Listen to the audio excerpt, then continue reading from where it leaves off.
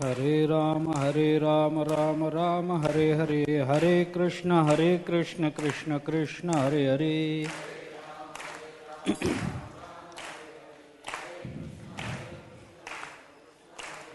हरे राम राम राम हरे हरे, हरे कृष्ण कृष्ण कृष्ण हरे हरे।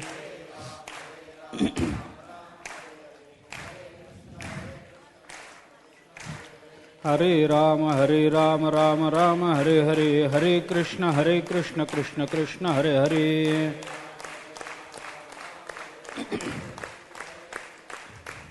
पुंडलिक वरदे हरि विठ्ठल श्री ज्ञानदेव तुकाराम। तरी मज पाहता ते मागील उणे,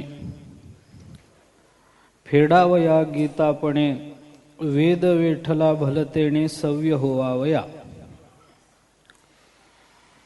ज्ञानेश्वर महाराज गीता महात्म्य सांगतात, वेद आणि गीता या दोघांची तुलना केली।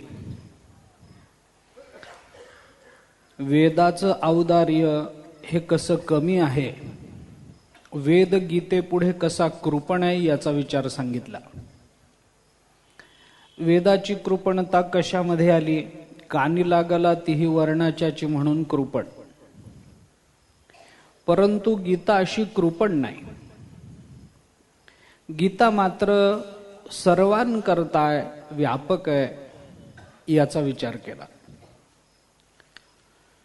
म्हणून औदार्याचा विचार करताना आपल्या जवळचं सगळं देणं हेही औदार्य आहे, आणि आपल्या जवळचं सगळ्यांना देणं हेही औदार्य आहे। वेद कदाचित सगळं देईल पण सगळ्यांना देणार नाही, गीता सगळं देईल आणि सगळ्यांना देईल। गीतेचं औदार्य ज्ञानेश्वर महाराज इथं सांगतात,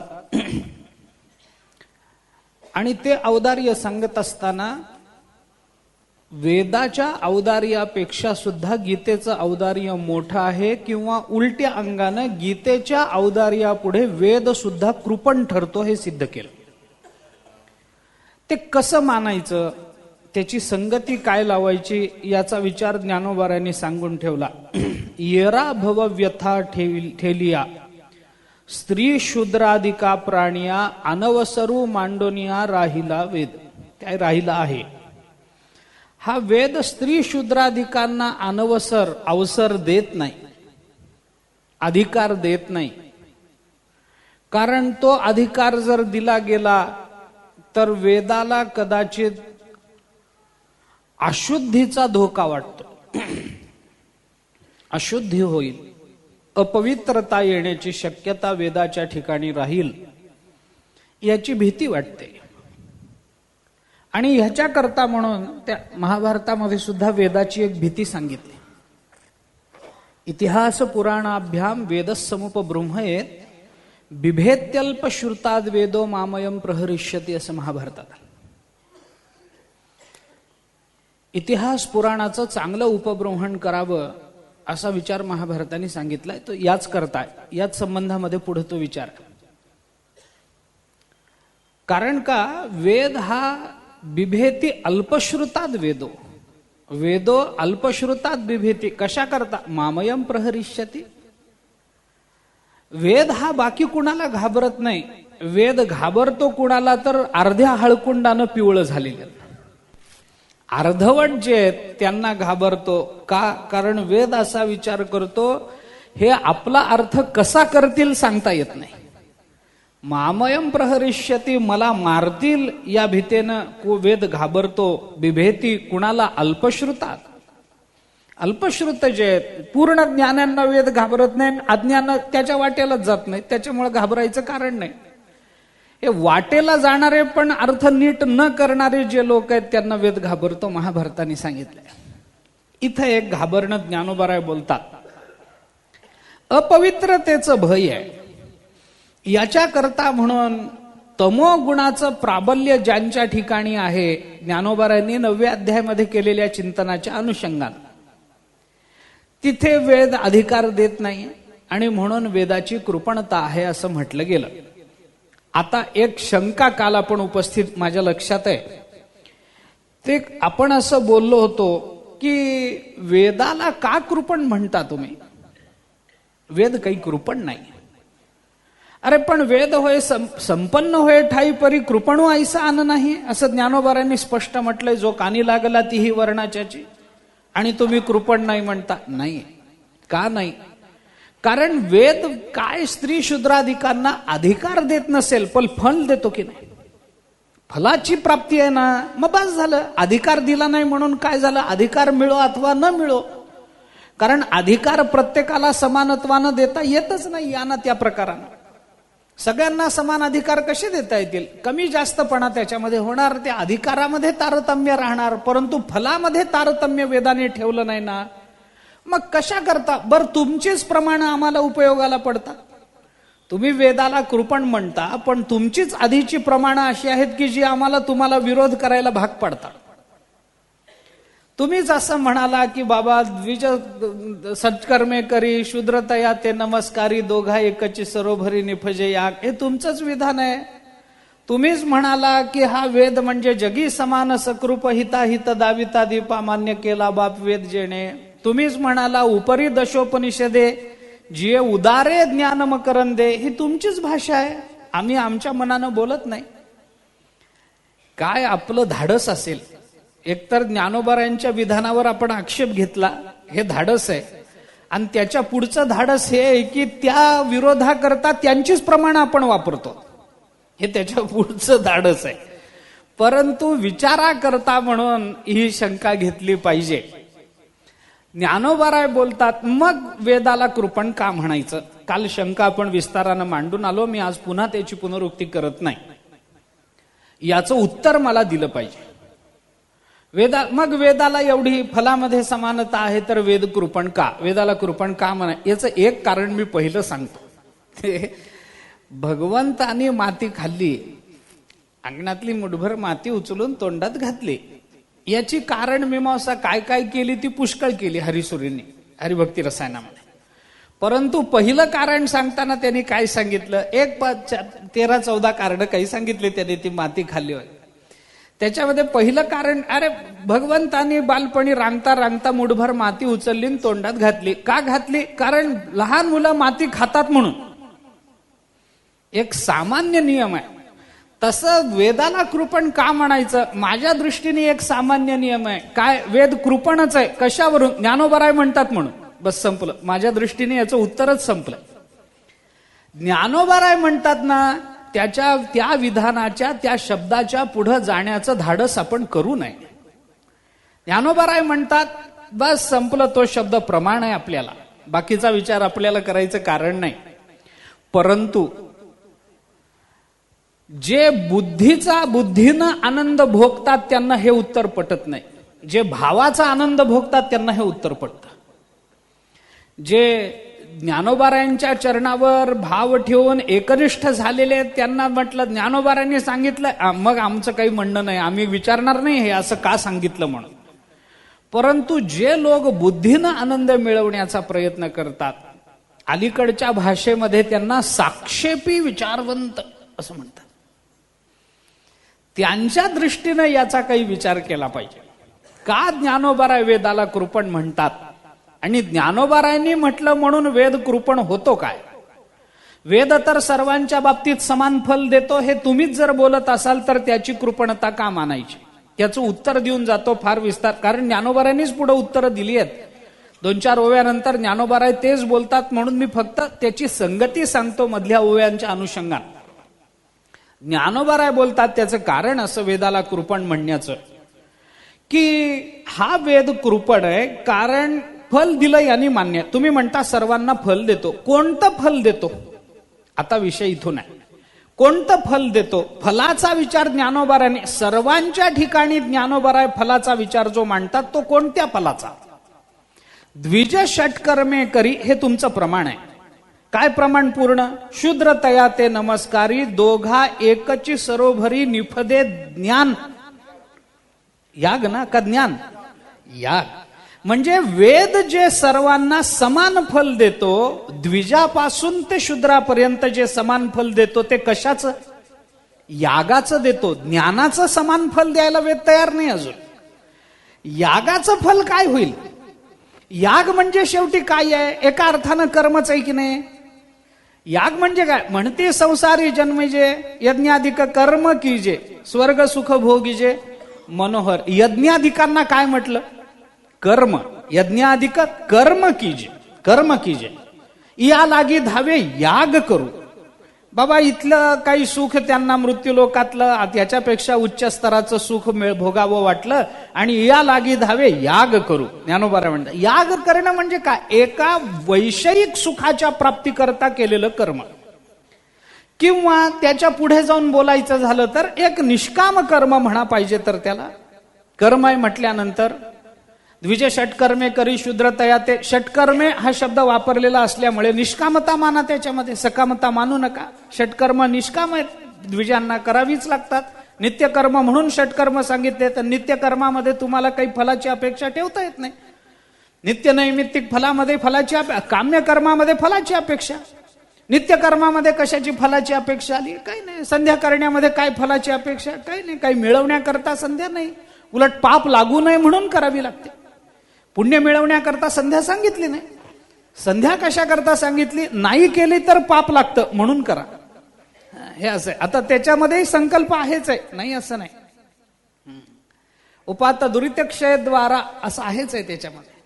प्रातःसंध्या उपाय आहेच आहे त्याच्यामध्ये. दुरितक्षयद्वारा म्हटलंच आहे, त्याच्याकरता करायला सांगितलंच आहे. संध्येचाही संकल्प आहे. असो, परंतु षटकर्मे म्हणल्यामुळं निष्काम कर्माचरणाचं विधान करा, विचार करा. आता निष्काम कर्माचरणाचं फल काय? अंतःकरण शुद्धी. एखादा द्विज षटकर्म करून आला, त्याचा जो परिणाम अंतःकरण शुद्धी आहे, ती अंतःकरण शुद्धी घेऊन तो बाहेर आला. बाहेर शूद्र उभा आहे, त्याने हात जोडून त्याला नमस्कार केला. दोघा एकची सरोभरी निफजे. कोणती? याग निफजे. पण फल काय? समान फल काय? अंतःकरण शुद्धी हे समान फल आहे. कारण यागाचा परिणाम म्हणून मोक्ष हे वेदच बोलत नाही. वेदांनी यागाचं फल, कर्माचं फल म्हणून मोक्ष सांगितलेलाच नाही. मोक्ष जर पाहिजे असेल तर त्याला काय सांगितलं? ज्ञान. कर्माचा विचार सांगितला नाही. मग कोणत्या फलाच्या बाबतीत वेद समान आहे? वेदांनी समान फल दिलं. हे अंतःकरण शुद्धी हे फल वेदांनी समान दिलं.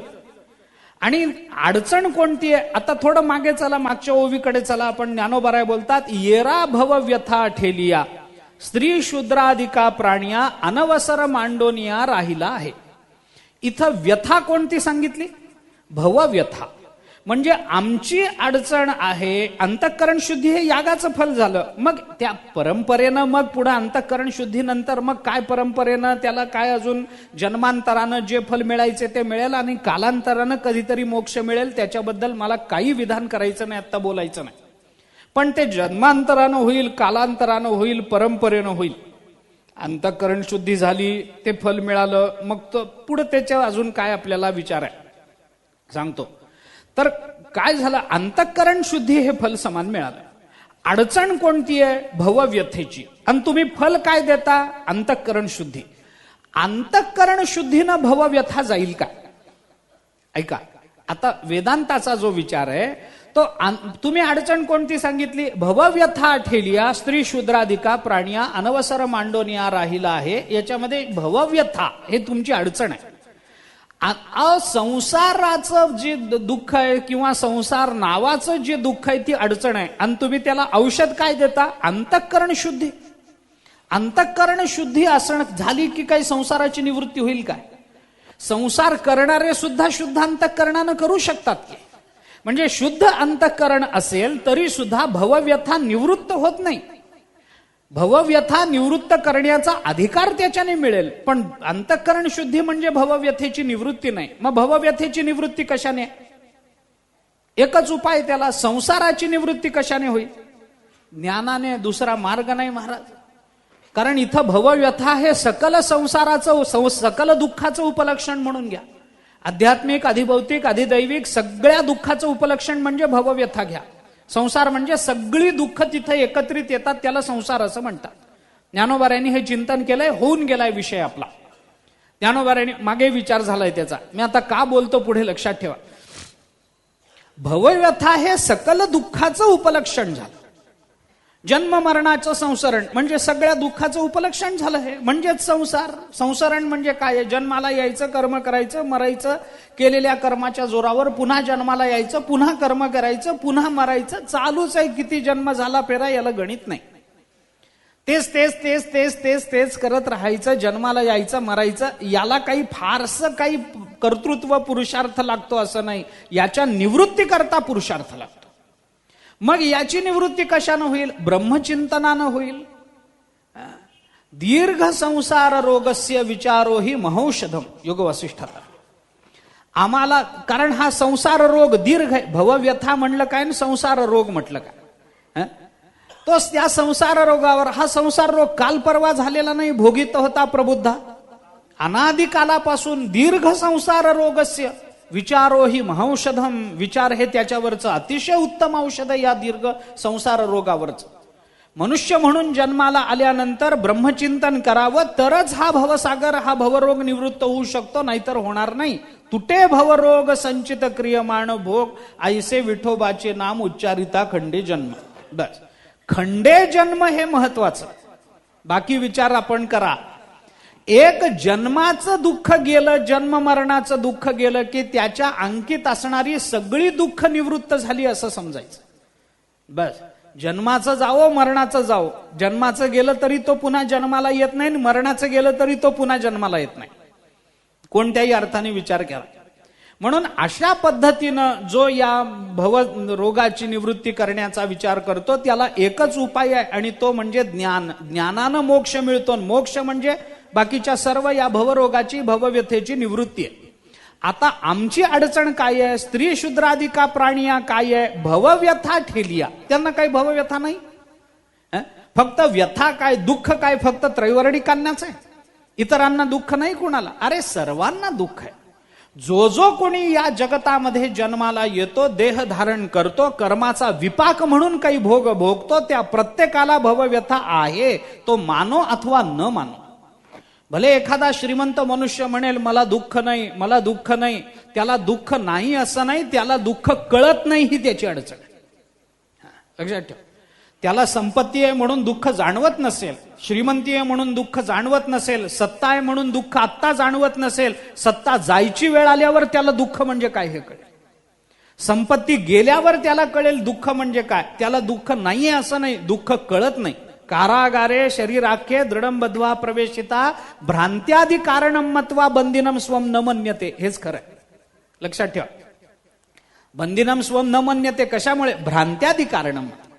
अरे भ्रांतीमुळं, अज्ञानामुळं तो स्वतःला दुःखी समजत नाहीये, परंतु तो दुःखीच आहे. अरे एखादा पक्षी आहे, एखादा प्राणी आहे, वाघ सिंहासारखा एखादा जंगलाचा राजा म्हणून त्या जंगलामध्ये राहतो. तो आला की बाकीचे पक्षी उडून जातात, वानर विनर झाडाचा आश्रय करतात, इतर प्राणी इतर काही असतात जमिनीवर फिरणारे वगैरे, ते लगेच कुठेतरी जाऊन जाळीमध्ये वगैरे लपतात, कुठल्या तरी गुहेचा आश्रय करतात. तो सिंह पाणी प्यायला आला की इतर पाणी पिणारी हरणं वगैरे जे आहेत ते अर्धवट तहान टाकून तशीच पळून जातात. त्याला वाटतं काय दबदबा माझा, ओ हो, काय दबदबा, काय दरारा, काय दरारा. बस. परंतु तो जेव्हा स्वतःला तिथला राजा समजतो, तो जो सिंह आहे, तो जो पशु आहे, त्याला खरा आनंद माहिती नाही म्हणून या आनंदात तो स्वतःला धन्य समजतो. ज्याला खरा आनंद कळतो तो सामान्य आनंदाकडे बघत नाही. निळोबारायांना विचारा, नित्यानंदा पुढे आनंद तो कोण, विषय सुख बाई बापुडे क्षीण. निळोबाराय बोलतात, नित्य आनंदापुढे सामान्य आनंदाची काय किंमत राहिली, काय उपयोग आहे त्याचा. याच्या करता म्हणून भवव्यथा म्हणजे सकल संसाराचं उपलक्षण आणि सकल दुःखाचं उपलक्षण माना. ती कोणती दुःख आहेत सगळी, ती ज्ञानोबराय म्हणतात ते पाहून घ्या. संसार दुःख मूळ चहूकडे इंगळ, विश्रांती नाही कोठे, रात्रंदिवस तळमळ, काम क्रोध लोभ शून्य, पाठी लागले ओढाळ, इथपर्यंत. कवणामी शरण जाऊ दृष्टी देईल निर्मळ, हे नंतर. परंतु ही सगळी दुःख त्या भवव्यथेमध्ये अनुस्यूत आहेत. आणि त्याची निवृत्ती करण्याकरता अंतःकरण शुद्धी हा काही उपाय नव्हे, हा उपाय नव्हे. कारण का? कारण ज्ञान झाल्याशिवाय संसाराची निवृत्ती होत नाही. असंग शस्त्रेण धडेने चित्वा. ज्ञानशास्त्रे तिखटे निखळू हा निवटे, मग निश्चयच खता फिटे मानसीचा, तोपर्यंत नव्हे. तोपर्यंत संसार निवृत्त होणार नाही. अंतःकरण शुद्धी होऊन सुद्धा जोपर्यंत तो अगदी शेवट तत्वम पदार्थ शोधनापर्यंत जात नाही, तोपर्यंत त्याला संसार आहेच आहे, नाही म्हणताच येणार नाही आपल्याला. जोपर्यंत संसार अजून पुढे कितीतरी पद्धतीनं, जोपर्यंत सकल संसाराचा बाध होऊन सगळीकडे एक व्यापक ब्रह्मतत्व दिसत नाही, तोपर्यंत संसार आहेच आहे. अजून पुढे जोपर्यंत सर्वत्र मी दिसत नाही, तोपर्यंत संसार आहेच आहे. संगती कशी लावून घ्या वेदांताच्या नियमानुसार आपण. परंतु भवव्यथेच्या निवृत्ती करता अंतःकरण शुद्धी हा अंतिम उपाय नव्हे, हे मला सांगायचं. आणि वेदांनी समान फल कोणतं दिलं? अंतःकरण शुद्धी. आणि अडचण कुठे आहे? भवव्यथा ही आमची अडचण आहे.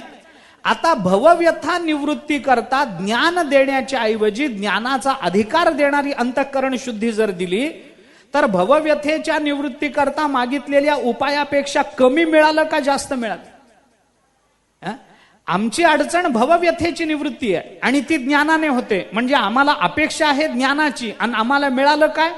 अंतःकरण शुद्धी. मग अपेक्षेपेक्षा कमी मिळालं का जास्त? कमी मिळालं. मग अपेक्षेपेक्षा कमी देणं ही सुद्धा कृपणताच आहे.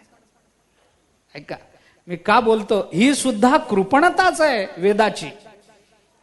कारण एखादा मनुष्य आला, त्याला काही 100-200 रुपयाची गरज आहे. अहो, पाकिट गेलो वारीमध्ये, घरी जायला पैसे नाहीत, घरी गेलं की मनी ऑर्डर करतो. असे सांगणाऱ्यांच्या मनी ऑर्डरी अजून येतातच आहेत आम्हाला. 4-4 वर्ष झाली अजून मनी ऑर्डरच येते. भेटतात, अर्थात काय दोष नाही, किरकोळ रक्कम असते, घरी गेल्यावर लक्षात राहत नाही. पुन्हा तो महाराज दिसावा तेव्हाच ते लक्षात यावं. तो महाराज काही पुढच्या वारीशिवाय दिसत नाही. कारण एरवी वारी संपली की कीर्तन प्रवचनाला जायचंच नसतं. त्यामुळे तर माणूस अहो नाही काही करा, मला घरी जायला तिकिटापुरते पैसे द्या, अमुक आहे, ठीक आहे. आता त्याला अपेक्षा आहे 200-500 रुपयाचे आणि आपण त्याला 25 रुपये हातावर टेकवले तर त्यात तिकीट काढायचंय त्याला 400 रुपयाचं, काय 200 रुपयाचं, आणि आपण त्याला म्हटलं की बाबा नाही 25 रुपये घेऊन जा, बघ तुला काय करायचंय ते. आता अपेक्षा 200 रुपयाची असताना 25 रुपये देणं हे औदार्य झालं का कृपणता? एवढाच माझा मुद्दा आहे. दिलं की नाही मी? कमी जास्त असेल पण मी दिलं की नाही? 25 का होईना दिले की नाही? मग मला उदार का म्हणत नाही तुम्ही? मी दिले याला किंमत आहे का किती दिले याला किंमत आहे? आता अपेक्षा जेव्हा भवव्यथेच्या निवृत्तीची आहे आणि तुम्ही जेव्हा अंतःकरण शुद्धी हातामध्ये समान फल म्हणून सोपवता, तेव्हा त्याला आपण औदार्य कसं मानायचं? म्हणून ज्ञानोबा म्हणतात कृपणो ऐसा आन नाही. म्हणून भवव्यथा शब्द मी त्यांच्याच शब्दाच्या आधारानं फिरतोय, मी माझे विचार सांगत नाहीये. ज्ञानोबारांच्या शब्दाच्याच आधारानं मी फिरतोय. त्याच खुंट्याला माझ्या गळ्यातली दोरी बांधलेली आहे. जेवढा चारता येईल तेवढं मी आजूबाजूचं चरून घेतो, पण खुंटी ज्ञानोबारांची ओवी आहे, मी त्या शब्दाच्या बाहेर जात नाही. शब्द वापरला भवव्यथा, शब्द वापरला निफजे याग, आणि शब्द वापरला उदार, आणि शब्द वापरला कृपण. कृपण शब्द वेदा करता, उदार शब्द वेदा करता, याग शब्द फला करता वापरला. आणि हे सगळं सांगून ज्ञानोबा म्हणतात जरी अंतःकरण शुद्धी हे फल समानत्वानं वेदांनी सर्वांना दिलं, तरी सुद्धा अंतःकरण शुद्धी हे काही भवव्यथेच्या निवृत्तीचा कायमचा उपाय नाही. एक दुसरं सांगतो, दुसरं अजून एक त्याच्यात पोटभेद म्हणा पाहिजे तर दुसरा एक विचार सांगतो. जी अंतःकरण शुद्धी वेदांनी आपल्याला दिली, शूद्रतया ते नमस्कारी दोघा एकची सरोभरी म्हणून जी अंतःकरण शुद्धता दिली, ही अंतःकरण शुद्धता कायमची दिली काय? दिली नाही. मी अजून एक कृपणतेचं लक्षण त्याच्यामध्ये कारण सांगतो.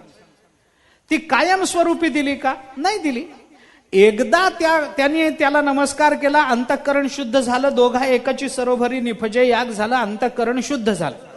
आता ते शुद्ध झालेलं अंतःकरण पुन्हा अशुद्ध होणार नाही याची जबाबदारी वेदांनी घेतली काय? घेतली नाही. तो जन्म त्याचा संपला. आपण मगाशी जे बोलत होतो यागाच्या फलानं काही म्हणा, तो जन्म संपवून नंतर अंतःकरण शुद्धी नंतर झाली म्हणून तो जन्म संपवून त्रैवर्णिकांमध्ये त्याची वर्णी लागली. तिथं आला. आता त्रैवर्णिकांच्या ठिकाणी ते काही सगळ्यांचीच अंतःकरण शुद्ध आहेत का? त्रैवर्णिक बिघडतच नाहीत का? आणि मी किती उदाहरणं सांगू तुम्हाला. त्रैवर्णिक बिघडतच नाहीत का? ब्राह्मण बिघडतच नाहीत. अजामेळ कोण होता? होता ना, बिघडलाच ना. एक सामान्य दृश्य काय त्यांनी पाहिलं आणि बिघडून गेला, वृत्ती बिघडून गेली. आता त्याच्या बाबतीत असं होतं, बाकीच्यांची काय कथा आहे? इतका चांगला संपन्न असणारा अजामेळ बिघडला नाही का? बिघडला. अजून किती? धृतराष्ट्र इतका चांगला क्षत्रिय होता, बिघडला नाही का? आपण तर भीष्माचार्यांचं उदाहरण देऊन आलो. असंग संग दोषेण साधो यांती विक्रियाम दुर्योधन प्रसंगेण भीष्मो गोहरणे गता. बिघडले का नाही? विराटाच्या घरी गायी चोरायला गेले, बिघडून गेले भीष्माचार्य. गायी चोरणं भीष्माचार्यांचं काम नाही. मग एवढे मोठे चांगले सज्जन क्षत्रिय असून सुद्धा वृत्ती बिघडली की नाही? अजामेळ सज्जन असून सुद्धा एका दृश्यानं बिघडला का नाही? मग त्रैवर्णिक काही बिघडत नाहीत का? ते बिघडू शकतात. म्हणजे तो जन्म संपवायचा, त्रैवर्णिकांमध्ये वर्णी लागायची, अंतःकरण शुद्धी अबाधित ठेवायची, त्या अंतःकरण शुद्धीमध्ये कर्मप्रवृत्त राहायचं. त्याच्यानंतर ज्ञानाचा अधिकार प्राप्त झाला की गुरुच्या घरी जायचं, गुरुची वाटेल तशी सेवा करायची आणि मग त्यांना काही प्रश्न वेदांताचे विचारायचे. त्यांच्या मनात आलं तर ते सांगतील, नाही आलं तर सांगणार नाहीत. सांगितलं तर एकदा सांगून आम्हाला कळत नाही, 9 वेळेला तत्वमसी महावाक्य सांगावं लागेल. आणि ते कळल्यानंतर पटल्यानंतर मग मोक्ष. याच्यात किती जन्म जातात कुणाला माहित? किती जातात, किती जन्म गेले सांगता येत नाही. बरं, ही अंतःकरण शुद्धी ठेवून पुन्हा जो त्रैवर्णिकांमध्ये जन्माला येतो, तिथं कर्म करत असताना एकदा का वैराग्य बिघडलं, मग सगळंच मुसळकेरात पुन्हा गच्छंती शूद्राधिकांमध्ये झाली त्याची. तिथून पुन्हा मग प्रयत्न करा, पुन्हा एकची सरोभरी निफजेया, पुन्हा तेच गळ्यात पडेल. म्हणजे वेद आम्हाला जे फल देतो अंतःकरण शुद्धीचं, ते सुद्धा काही नित्य आणि शाश्वत रूपानं देत नाही. मग दातृत्व कोणतं? तुकोबारायांना विचारा. दाता तोची एक जाणा, नारायणा स्मरवी. दुसरं काही नाही, तोच दाता. मग आता अपेक्षेपेक्षा कमी देणं ही जशी कृपणता आहे एक, तसं जे बोलतो अजून, जे अधिक काही परिच्छिन्न आहे, जे नश्वर आहे, असा पदार्थ पदरात टाकून देणं ही सुद्धा कृपणताच आहे. हा, मी एक त्याच्यातले विकल्प सांगेन आपल्याला. माझ्याकडे कोणी एखादी व्यक्ती आली आणि काही याचना केली आणि मी 100-200 रुपये दिले, मान्य आहे. कारण का? माझ्याकडे देण्यासारखे म्हणून तेच आहेत. पैशाच्या रूपानं मी देईन, वस्त्राच्या रूपानं देईन, आणखीन जमीन तुकड्याच्या रूपानं देईल, गायीच्या रूपानं देईल, अन्नाच्या रूपानं देईन, औषधाच्या रूपानं देईन, शिक्षणाच्या रूपानं काही देईन. काही एवढं मी करू शकतो समजा एखाद्याला देण्यामध्ये. का? कारण माझ्याकडे देण्यासारखं एवढंच आहे. मी दिलेलं वस्त्र आयुष्यभर पुरेल काय त्याला? नाही. मी दिलेले पैसे आयुष्यभर पुरतील का? पुरणार नाही. मी जे अन्न देईन ते काय आयुष्य, आज संध्याकाळची पुन्हा भ्रांत राहील ती राहीलच. मी दिलेलं त्याला सगळं संपून जाईल, कारण देणारा मी त्याच योग्यतेचा आहे म्हणून. पण वेदाचं तसं नाही ना. ज्ञानोबाराने त्याचं कौतुक करताना काय म्हटलं? वेद संपन्न होय ठाई. मग संपन्न असणाऱ्याने जर असं परिच्छिन्न दिलं तर ती कृपणता नव्हे काय? म्हणजे अपेक्षेपेक्षा कमी देणं ही जशी कृपणता आहे, तसं त्याच्याकडे नित्यत्वानं देण्याची व्यवस्था असून सुद्धा जो अनित्य पदार्थ देतोय तोही कृपणच आहे. म्हणून वेद कृपणाईचा आन नाही. म्हणून दुसरं कृपण, म्हणून एक संपन्न हा शब्द मी ज्ञानोबारायांचा घेतला आणि दुसरा भवव्यथा हा शब्द मी घेतला. भवव्यथेवर संपन्न उपाय एकच आहे, ब्रह्मज्ञान. ते द्यायला पाहिजे होतं, पण वेद संपन्न असूनही ब्रह्मज्ञान देत नाही म्हणून कृपण आहे, आणि भवव्यथेवरचं औषध देत नाही म्हणून कृपण आहे. ज्ञानोबारायांनी कृपण शब्दात मला वाटतं हे असं आहे, संगती त्याची अशी लावावी. नाहीतर पूर्वी झालेल्या ओव्या आणि ही ओवी यांच्यामध्ये तफावत अंतर पडेल म्हणून बोलतो. म्हणून ब्रह्मज्ञान नित्य आहे, ते एकदा दिलं की संपून गेलं. पुन्हा आता त्याचा विचार करायचं कारण नाही. जसं आपण ते देत राहू तसं त्याचा आनंद अधिकच मिळेल, परंतु ते संपत नाही. एकदा ज्ञान झालं की पुन्हा अज्ञान होण्याची शास्त्रामध्ये व्यवस्था नाही. एकदा ज्ञान झालं, ब्रह्मज्ञान झालं, पुन्हा अज्ञानी झाला, पुन्हा संसारात आला, ही व्यवस्था नाही. एकदा ब्रह्मज्ञान झालं, मुक्त झाला, येण्याची शरीरे शरीरा येणे सरे किंबहुना येर झारे चिरा पडे. येर झारे चिरा पडे म्हणजे भवव्यथेवरचं कायमचं औषध झालं. आता त्याला पुन्हा भवव्यथा त्रास देणार नाही. यद्गत्वा न निवर्तन्ते तद्धाम परमम मम. आणि म्हणून ज्ञानोबाराय म्हणतात की असा जो वेद आहे तो अत्यंत कृपण आहे. भवव्यथा असून सुद्धा स्त्री शूद्रादिकांच्या वाट्याला तो जात नाही, त्यांना तो अवसर देत नाही.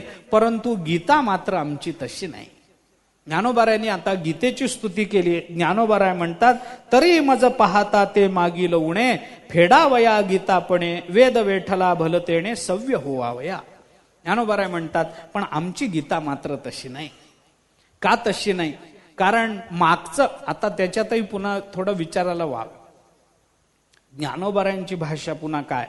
तरी मज पाहता ते मज पाहता म्हणजे ज्ञानोबाराय म्हणतात असं माझं मत आहे. ते उणे हे माझं मत आहे. गीता ज्ञानेश्वरीमध्ये माझं मत असं आहे असं सांगावं असा अधिकार फक्त तिघांनाच. एक भगवान श्रीकृष्ण, दुसरे संजय आणि तिसरे ज्ञानोबाराय. बस संपलं. मला असं वाटतं असं खात्रीनं बोलणं या जगतामध्ये इतरांना शक्य नाही. तुम्ही बोलून बघा. मला असं वाटतं की ज्ञानेश्वरीमध्ये, तुला काय वाटतं याला काही किंमत नाही. मला काय वाटतं ज्ञानेश्वरीच्या बाबतीत याला जगात काही किंमत नाही. प्रत्येकाला वेगळं वाटलं म्हणजे काय ज्ञानेश्वरी वेगळी वेगळी होईल? ज्ञानाची एकरूपता आहे. ज्ञानामध्ये एक वाक्यता असलीच पाहिजे. भले ती कोणत्या पद्धतीने येईल. कर्मामध्ये भिन्नता असेल, नवल नाही, मला त्याची कौतुक वाटत नाही. कर्मामध्ये भिन्नता राहणारच आहे, कारण प्रत्येकाचा देह वेगळा, पिंडे पिंडे मतीर भिन्ना. पण मतीर भिन्न असली तरी ज्ञान भिन्न मात्र जगतामध्ये. ज्ञान एकच आहे, ब्रह्मज्ञान एकच आहे. मला होणारं ब्रह्मज्ञान आणि तुम्हाला होणारं ब्रह्मज्ञान वेगवेगळं. ज्ञानोबारायांना झालेलं ब्रह्मज्ञान आणि तुकोबारायांना असलेलं ब्रह्मज्ञान वेगवेगळं काय? ज्ञानोबारायांना आहे ते तेच आहे, तुकोबारायांना आहे ते तेच आहे. ते ब्रह्म दोघांकरताही वेगळं नाही, ते ज्ञान दोघांकरताही वेगळं नाही. जे ज्ञानोबारायांनी पाहिलं तेच तुकोबारायांनी पाहिलं. कणमात्र बदल नाही त्याच्यामध्ये. ज्ञानोबारायांना जो अनुभव आला तोच चोखोबारायांना, तोच गोरोबा काकांना, तोच जनाबाईला, तोच तुकोबारायांना. कुठं भिन्नता या संतांच्या विचारामध्ये सांगा मला. ज्ञान भिन्न नसतात. ज्ञानामध्ये भिन्नता मानायची नाही. कर्मामध्ये भिन्नता स्वीकारल्याशिवाय गत्यंतर नाही. प्रत्येकानेच कर्म एकच करायचं असं म्हटलं तर कसं झालं? सगळेच एकाच, सगळेच राजे झाले. प्रधान कुणीतरी व्हायला पाहिजे का नाही? का सगळेच राजे? जुन्या एक म्हण सांग आमच्या तिकडं निजाम ह्याच्यामध्ये, निजामशाहीमध्ये, मै बी राणी तू बी राणी, पाय धुवायला कोण देईल पाणी? असं. मग मी राणी तू राणी. अरे सगळेच जर निवडून आले तर हार घालायला कार्यकर्ता पाहिजे का नको? हार घालायला कोणीतरी पाहिजे का नाही? वर जाऊन, स्टेजवर जाऊन, बाबा मी तुमचा कार्यकर्ता आहे, मी तुमचा सत्कार करतो. सगळेच महाराज झाल्यावर ऐकावं कोण? सगळेच महाराज. कीर्तनकार झाल्यावर टाळ कोणी वाजवावे, पखवाज कोणी वाजवावं, विणा कोणी? मी महाराज, मी काय विणा घेऊ? विणा घेणं पाप आहे. आणि सुंदर ते ध्यान म्हणताना विणा घेतो तेव्हा आपण त्याच्यामध्ये काय सेवा आहे? कोणती असली तरी भगवंताची सेवा आहे. कर्मामध्ये भिन्नता स्वीकारल्याशिवाय गत्यंतर नसतं. पण ज्ञानामध्ये एकवाक्यता मानणं हेच ज्ञान आहे.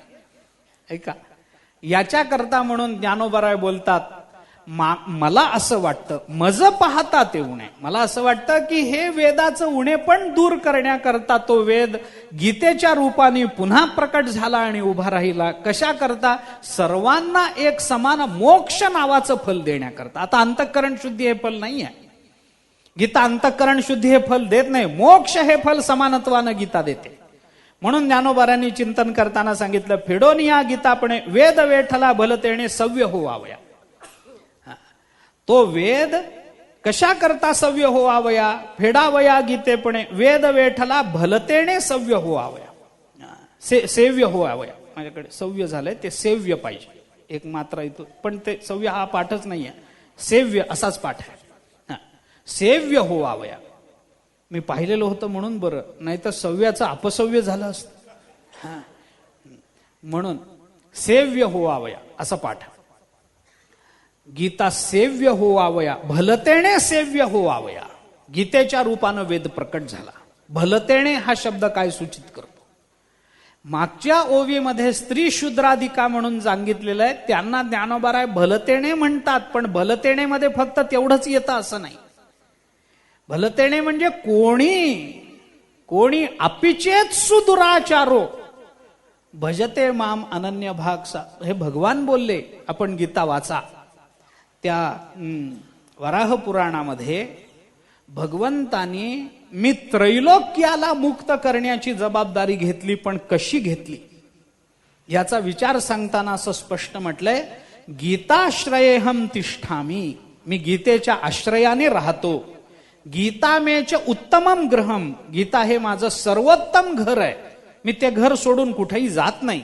गीता ज्ञानम उपाश्रित्य त्रीन लोकान पालयाम्यहम, मी या तिन्ही लोकांचं पालन करतो आणि त्यांना मुक्त करतो. कशा? गीता ज्ञानम उपाश्रित्य, गीतेचं ज्ञान सगळ्या जगाला देतो. गीता हे माझ्या राहण्याचं ठिकाण आहे.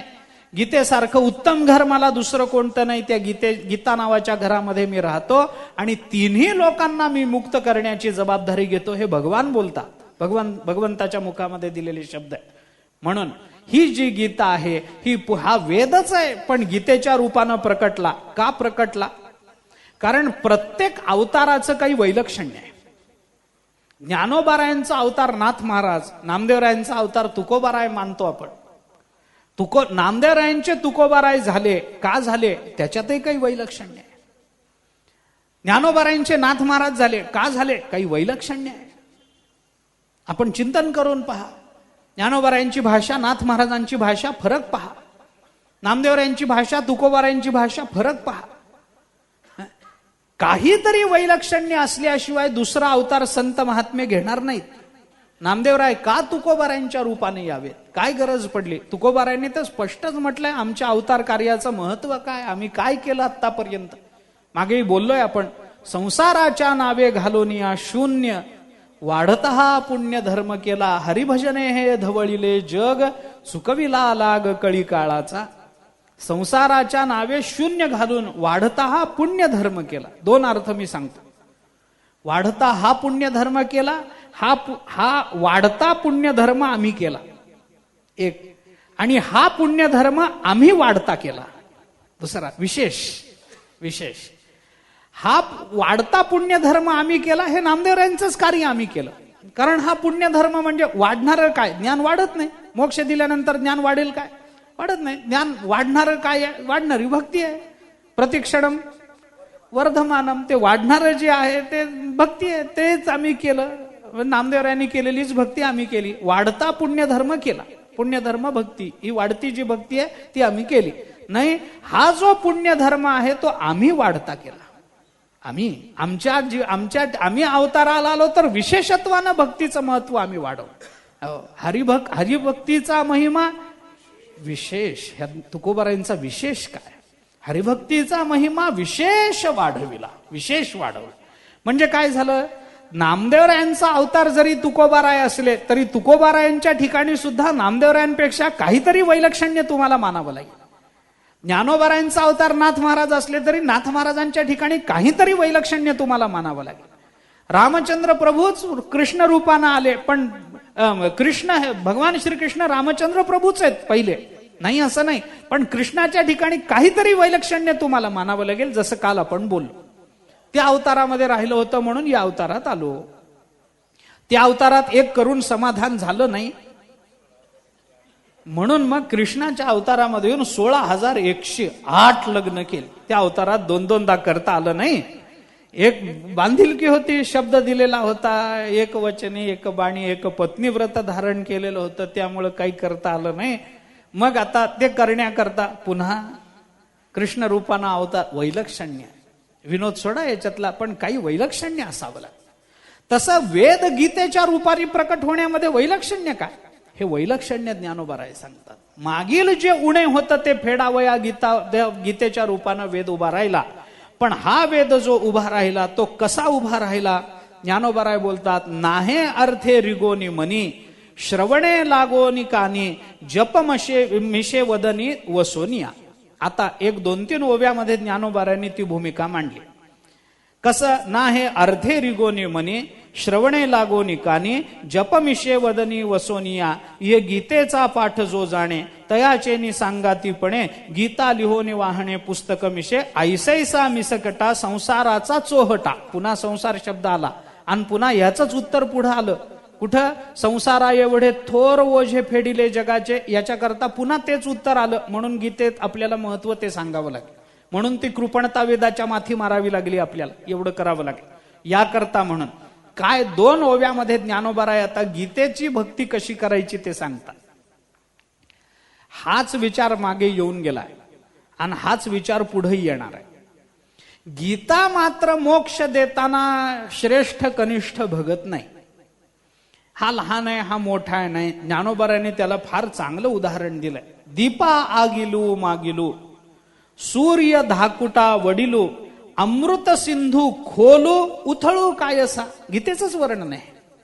दिवा आहे, ठेवला, त्या दिव्याला मागे उभं राहणाऱ्याला कमी प्रकाश द्या आणि पुढे उभं राहणाऱ्याला जास्त प्रकाश द्या. गीतेकडे त्या दीपाकडे भेदाभेद आहे का? दिव्याकडे नाही. कोणी असो, दिवा सर्वांना समान फल देईल. सूर्य धाकुटा वडिलू, वैशाख मासातला सूर्य आहे, तळपतोय, ऊन ऊन ऊन मी म्हणताय. अशा वेळेला एखादं लहान मूल बाहेर पडलं तर सूर्याने एवढा विचार करू नये का की बाबा लहान मूल बाहेर पडलंय, याला आपण चटके देऊ नये, ह्याच्याकरता आपण कोवळं झालं पाहिजे म्हणून लगेच आपली डिग्री कमी करून घ्यायची. सूर्याने करू नये, पण सूर्य करत नाही. सूर्य धाकुटा वडिलू, बघत नाही, सर्वांना समान. अमृत सिंधू खोलू उथळू काय असा. अरे अमृत सिंधू मध्ये, अमृताच्या समुद्रामध्ये काय उथळण काय खोल. एक थेंब जरी पडला तरी पुष्कळ आहे. काय त्याच्यामध्ये. ज्ञानोबाराय सिद्धांत सांगतात, तान्ही आणि पारठी या कामधेनु ते दिठी सुनी आई जैसी या गोठी की जतीना. हे तेच आहे, गीतेचंच वर्णन. याच्या आधी आपण परवा बोलून आलो, जेव्हा व्यास महर्षींनी हा गीता प्रासाद बांधला, गीतेचं मंदिर उभं केलं आणि उभं केल्यानंतर मग व्यास महर्षींनी जगाकरता ते उघडं करून दिलं. या मंदिरात या मंदिरातल्या देवतेचा आनंद घ्या, त्याची उपासना करा. नाही तुम्हाला आत जायचंय, अरे या मंदिराच्या प्रांगणात तरी या. काय तुम्हाला जे करणं शक्य आहे ते तुम्ही करा. काही तुम्हाला जमलं नाही तर नुसतं प्रांगणामध्ये, गीतेच्या प्रांगणामध्ये बसून राहा. काही तुम्ही वेगळं करू नका. तुम्हाला काही करायची इच्छा नाही, काही करू नका. पण व्यास महर्षींनी जे गीता मंदिर उभं करून दिलं, त्याचा कोणत्याही अंगानं अनुभव घेणाऱ्याला जे फल मिळतं ते ज्ञानोबाराय जे बोलतात ते एक फल आहे. ज्ञानोबाराय म्हणतात, एक प्रदक्षिणा जपाचिया बाहेरून करती यया एक ते श्रवणमिशे छाया सेविती ययाची. आता इथं तीच भूमिका आहे. हा नाहे अर्धे रिगोनी मनी श्रवणे लागोनी कानी जपमिशे वदनी वसोनिया. हे म्हणणं काय, ते पुन्हा तेच आहे सगळं. ज्ञानोबारायांनी पुढे म्हटलंच आहे. त्या संबंधामध्ये आपल्याला विचार आहे. त्याची श्रवणे अर्धे पठणे, पुन्हा ते आलेलंच आहे. ते फल झालं, ते आत्ता उघडं करायचं नाही, ते नंतर.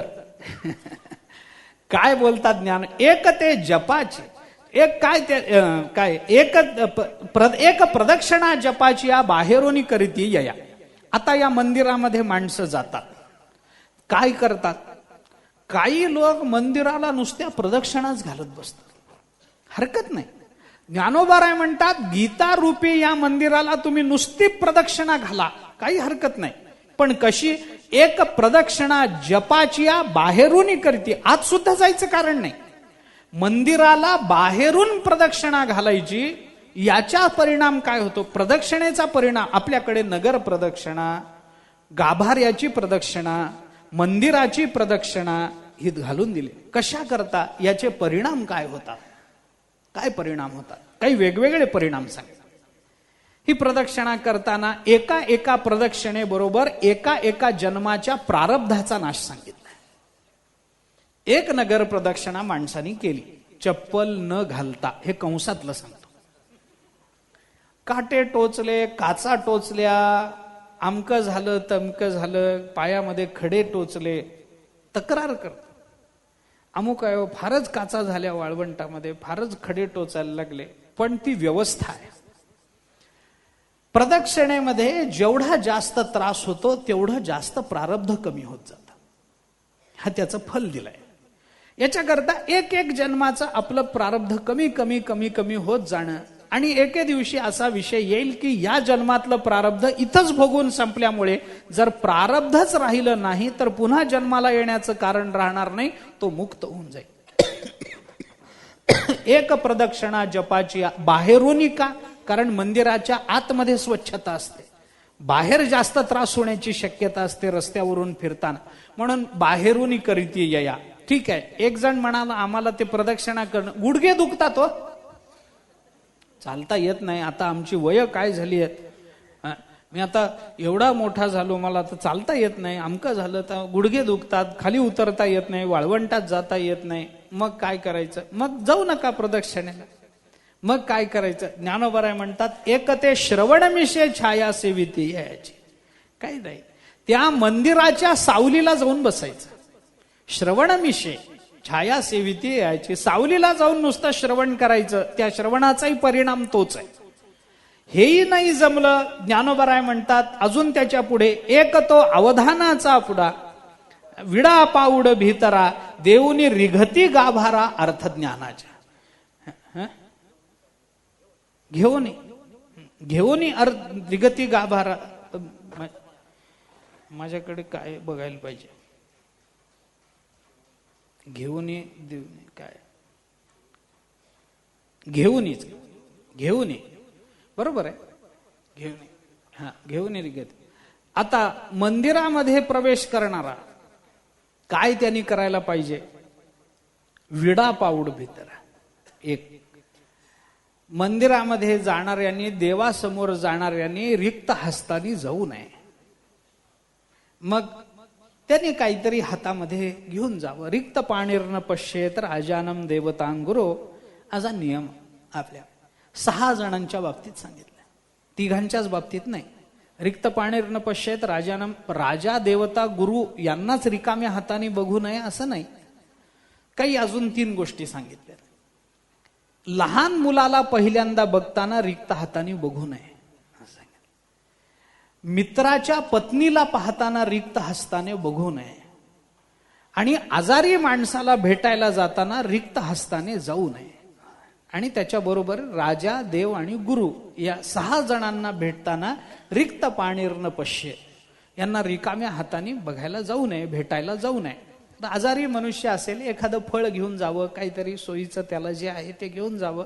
आजारपणामध्ये जे लागतं फळ वगैरे त्याला लवकरात लवकर बरे व्हा, काहीतरी एखादं फुल तरी द्यावं, एखादं काहीतरी द्यावं, त्याला समाधान वाटेल असं.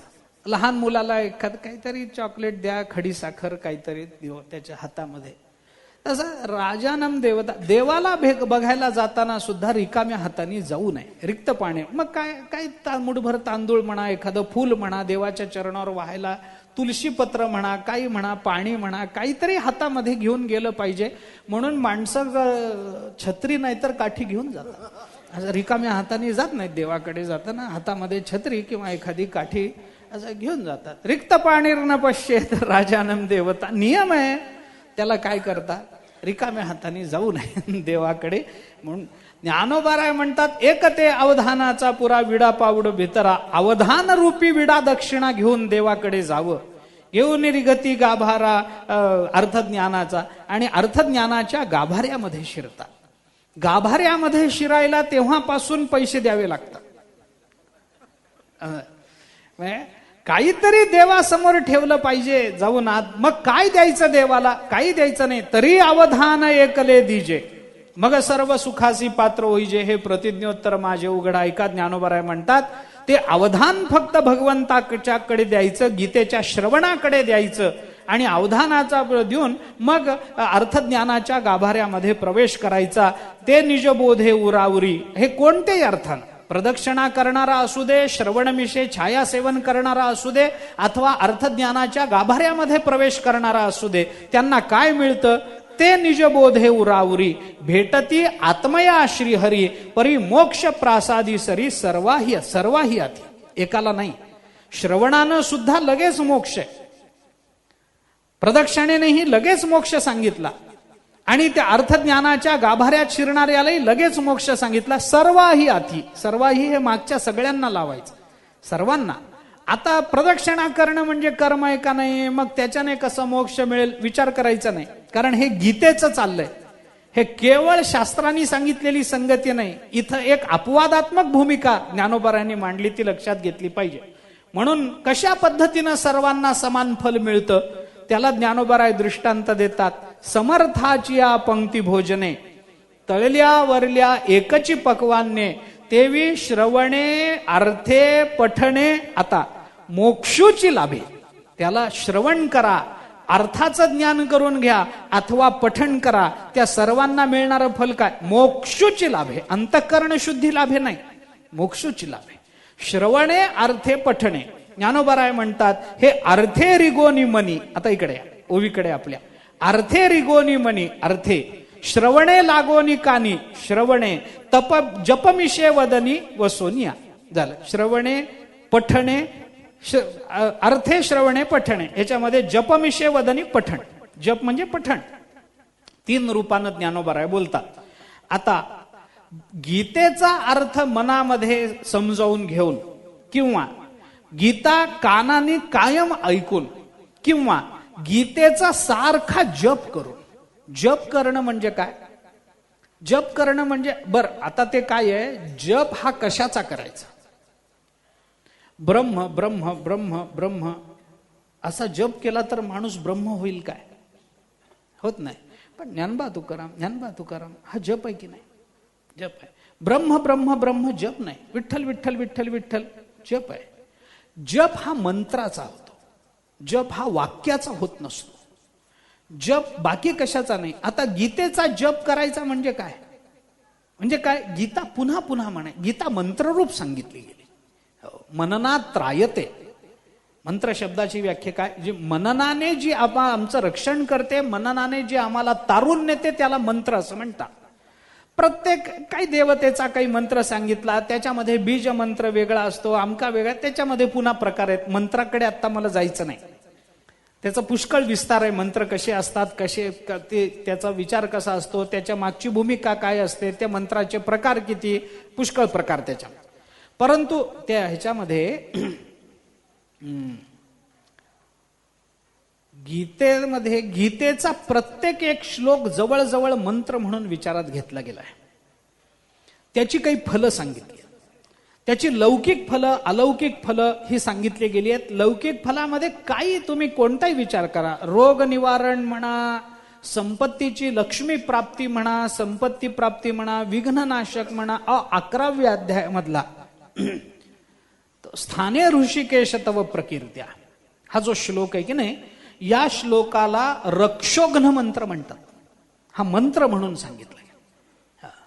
अनेक पद्धतीच्या संकटातून रक्षण करण्याचं सामर्थ्य या मंत्राच्या ठिकाणी आहे म्हणून सांगितलं. स्थाने ऋषिकेश तव प्रकीर्त्या हा 11व्या अध्यायातला श्लोक आहे ना, ह्या श्लोकाला फार महत्व आहे गीतेमध्ये. मधुसूदन सरस्वतीने या श्लोकाच्या भाष्यामध्ये असं स्पष्ट म्हटलंय, अयम श्लोको रक्षोघ्न मंत्रत्वेन मंत्रशास्त्रे प्रसिद्ध. हा जो श्लोक आहे हा रक्षोघ्न मंत्र म्हणून मंत्रशास्त्रामध्ये खूप प्रसिद्ध आहे. आजा मधुसूदन सरस्वतीने म्हटलं या श्लोकाच्या भाषा, रक्षोघ्न मंत्र अनेक वेगवेगळ्या संकटातून रक्षण करण्याचं सामर्थ्य या मंत्राच्या ठिकाणी म्हणून सांगितलं.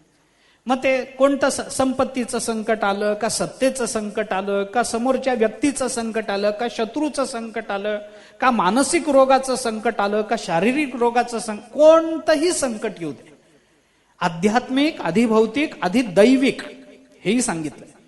अधिदैविक असलं तरी सुद्धा त्याच्यामध्ये आपल्याला हे होणारच आहे त्या या श्लोकाच्या. पण तो श्लोकाचा जप कसा करावा, त्याच्यासमोर काय मूर्ती कोणती धारण करावी डोळ्यासमोर, तो किती प्रमाणामध्ये करावा, युगानुसार त्या मंत्राच्या संख्येमध्ये कशी वाढ करावी, याचे काही तांत्रिक मुद्दे आहेत. तो प्रश्न वेगळा.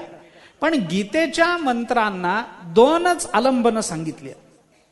भगवान श्रीकृष्णाचं एक आलंबन सांगितलंय, गोपाल कृष्ण या नाव. गायींमध्ये उभे असणारे भगवान श्रीकृष्ण हे डोळ्यासमोर ठेवून काही जपाचा, काही मंत्रांचा, श्लोकांचा जप सांगितलाय. आणि काही वेळेला अर्जुन सारथी कृष्ण अशी मूर्ती डोळ्यासमोर ठेवून त्या श्लोकांचा जप सांगितला आणि त्याची वेगवेगळी फलं सांगितली.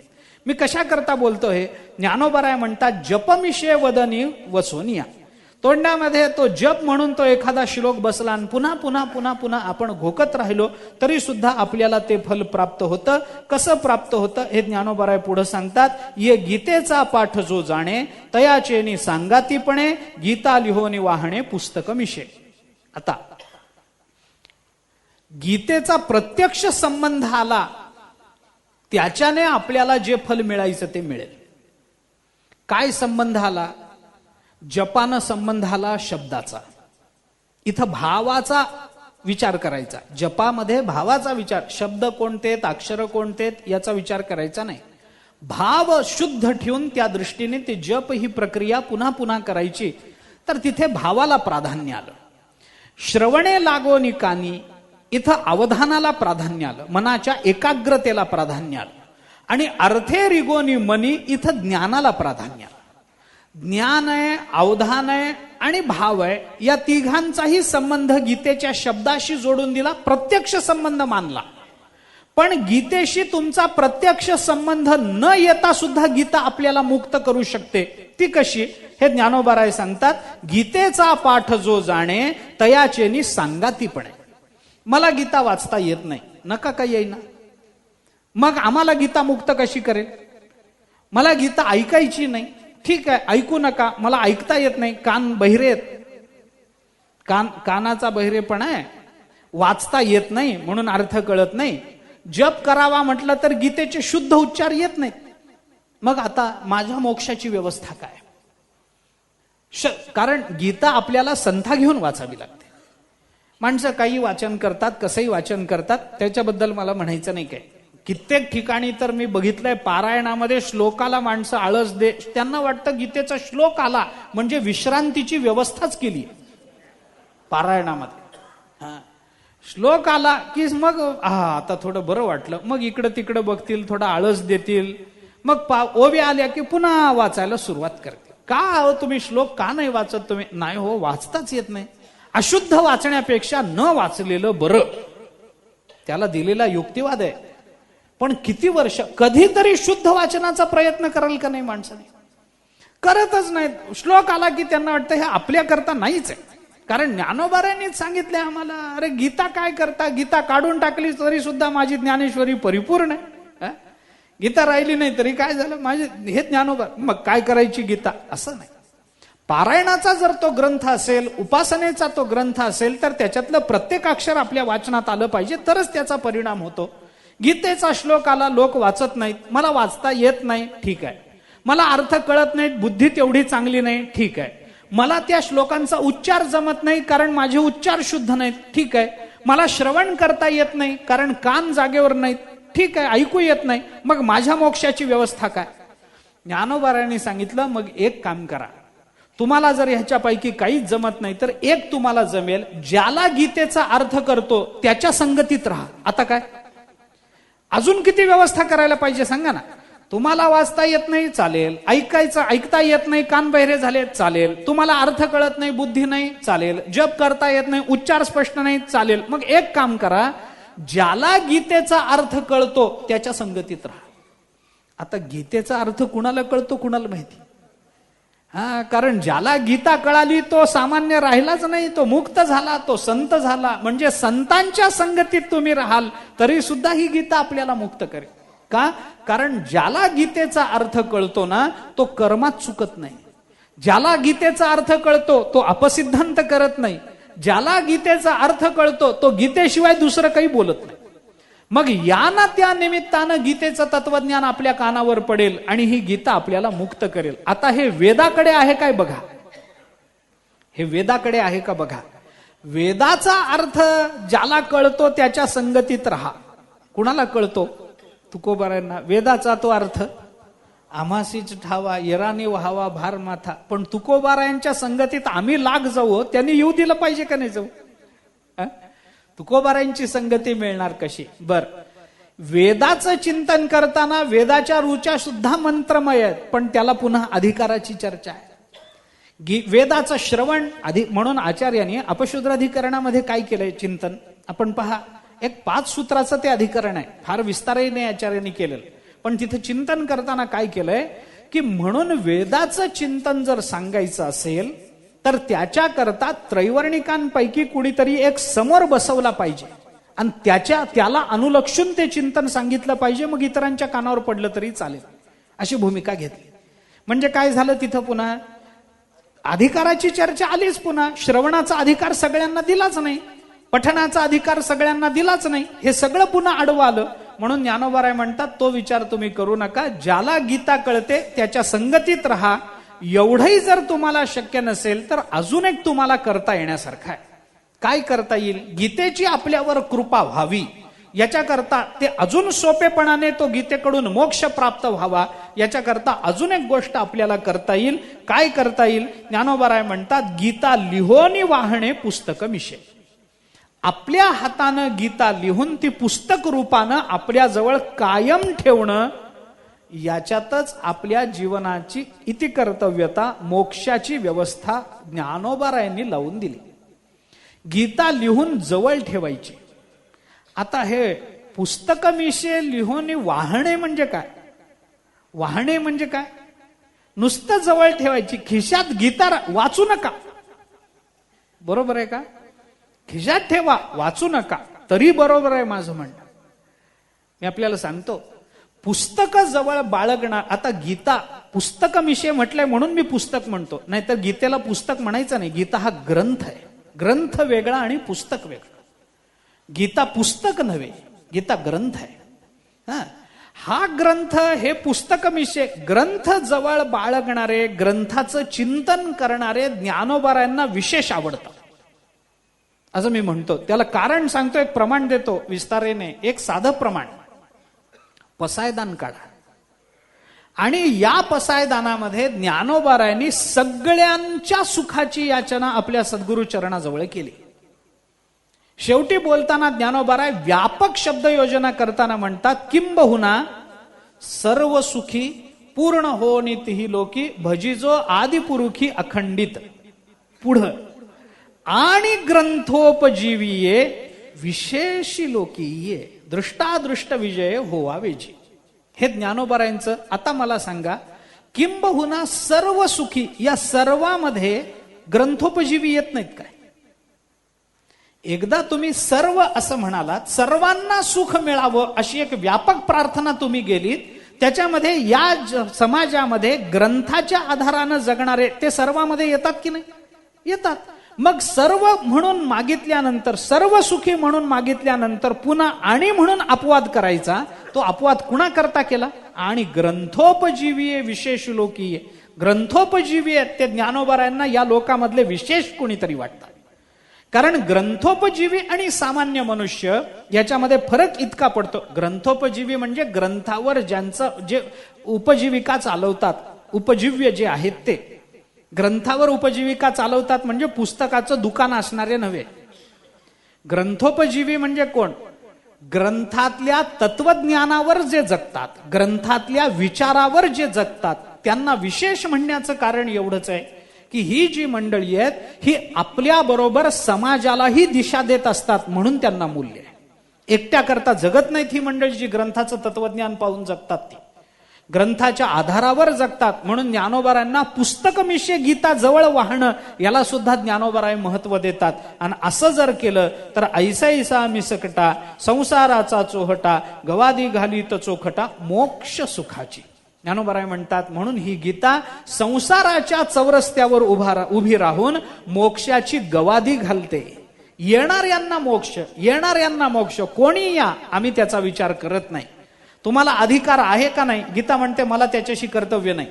पण वेदाकडे गेलं तर वेद पहिल्यांदा तुम्हाला विचारेल तुम्ही कोण, तुमचं गोत्र काय, तुमचं अमुक काय, तुमचं तमुक काय, तुम्ही आतापर्यंत काय अध्ययन केलंय, तुम्ही कोणत्या वर्णाचे आहात, कोणत्या आश्रमाचे आहात, तुम्ही आतापर्यंत हे पाहिलंय का, ते पाहिलंय का, अमुक केलंय का, तमुक केलंय का, आतापर्यंतचा तुमचा काल कसा गेलेला आहे, तुम्ही नित्य कर्म करता का, नैमित्तिक कर्म करता. गीता म्हणते ते ठेवा बाजूला. तुम्हाला मोक्ष पाहिजे ना, हे घ्या.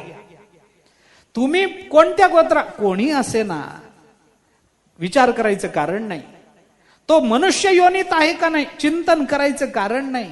अरे तो असुर योनीत आला म्हणून तर अपिचेत सुदुराचारो भजते मामान. सुदुराचारो साधा नव्हे, तो साधा दुराचारी नाही, तो अत्यंत दुराचारी असला तरी गीता म्हणते आम्ही त्यांच्या मोक्षाची व्यवस्था करतो, वेद ती व्यवस्था करत नाही. आणि म्हणून ज्ञानोबराय या वेदाला कृपण म्हणतात, गीतेला उदार म्हणतात. कारण ही गीता संसाराच्या चौरस्त्यावर उभी राहून मोक्ष सुखाची गवादी अजूनही घालते. ज्ञानोबरायांना गीतेचं ते महत्व वाटतं. हे संसाराच्या चौरस्त्यावर उभं राहणं आणि गवादी घालीत चोखटा मोक्ष सुखाची, याचा थोडासा अजून विचार करायचा आहे. उद्याला पाहू. पुंडलिक वरदा हरी विठ्ठल. श्री ज्ञानदेव तुकाराम. विठ्ठला विठ्ठला विठ्ठला विठ्ठला विठ्ठला विठ्ठला.